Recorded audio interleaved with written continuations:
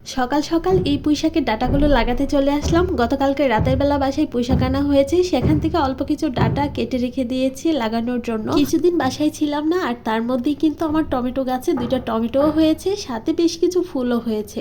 যাই হোক, গাছগুলো একটু পরিষ্কার করে দিয়েছিলাম। দিন দিন এলোবারে গাছটাও জানি কেমন হয়ে যাচ্ছে। নতুন পাতা যখন গজায় তখন পাতার ডগাটা একটু হলুদ থাকে, আর কিছুদিন পরে শুকিয়ে যায়। কেন জানি এমন হচ্ছে, আপনারা কেউ জানলে কিন্তু অবশ্যই কমেন্টে জানাবেন। আসসালামু আলাইকুম ভিউয়ার্স, কেমন আছেন সবাই? আলহামদুলিল্লাহ, আমরাও ভালো আছি। প্রতিদিনের মতো সারাদিনের একটি ব্লগ শেয়ার করছি, আশা করছি পুরো ভিডিওটির সাথেই থাকবেন। পুঁইশাকের ডাঁটাগুলো লাগিয়ে দিয়েছি। 3-4 দিনের গাছের গোড়ায় তেমন পানি দিব না, মাটি যথেষ্ট পরিমাণ ভেজা আছে, এর জন্যই আর কি। গাছ লাগাতে বরাবরই আমার খুব ভালো লাগে। একই জায়গায় ঈদের আগে আমি পুদিনা পাতা লাগিয়ে গিয়েছিলাম, পাতাগুলো একেবারে শুকিয়ে গেছে পানির অভাবে।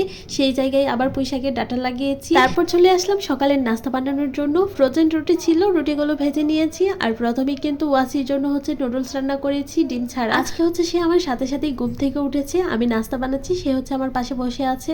সে আজকে রুটি খাবে না, নুডলস খাবে। সে কিন্তু নুডলস খাওয়া শুরু করে দিয়েছে, তার সাথে দুধ খেতে চাইছে।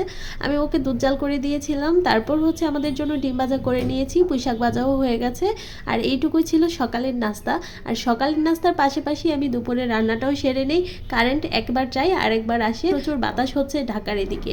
আর বাতাসের কারণে কিন্তু মাঝে মধ্যে কারেন্ট চলে যায়, মানে দুপুরের রান্নাটা সময় মতো না হলে সব কাজেই তাড়াহুড়ো লেগে যায়। এখানে বরবটি ভর্তা করব, তার জন্য বেশ কিছু পেঁয়াজ কুচিয়ে আর অল্প কিছু রসুনের কোয়া, সাথে কাঁচামরিচ 6-7টার মতো শুকনো মরিচ দিয়েছি। আর টাকি মাছ দিয়ে আজকের এই ভর্তাটা করব। মাঝে মধ্যে কিন্তু আমি চিংড়ি মাছ দিয়ে বরবটির ভর্তা বানিয়ে থাকি, আজকে আমি টাকি মাছ দিয়েছি। সবকিছুকেই প্রথমে হালকা আছে 10 মিনিটের মতো ঢাকনা দিয়ে জাল করে নিয়েছিলাম। যখন সেদ্ধ হয়ে গেছে, পেঁয়াজ রসুনটাও একটু নরম হয়ে এসেছে, তখন উল্টে পাল্টে নেড়ে একেবারে মুচমুচে ভেজে আমি উঠিয়ে নিয়েছিলাম আর কি। টাকি মাছটাও খুব সুন্দর করে ভাজা হয়ে গেছে, আর সবজির গা থেকেও সুন্দর করে পানিটা শুকিয়ে গেছে। এই পর্যায়ে উঠিয়ে নিয়েছিলাম।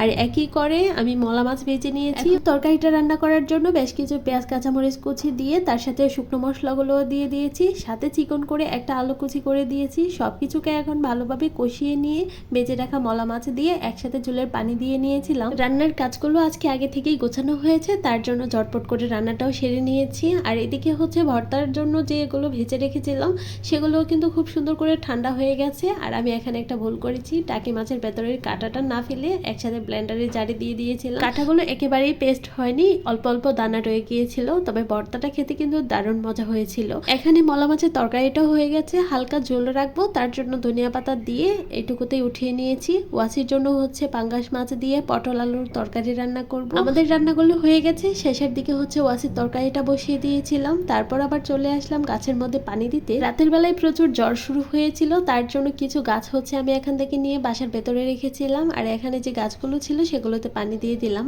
আজকেও কিন্তু গাছের মধ্যে খুব সুন্দর ফুল হয়েছে। ভিডিওটি এখানেই শেষ করছি, কেমন হয়েছে কমেন্ট করে জানাবেন। আল্লাহ হাফেজ সবাইকে।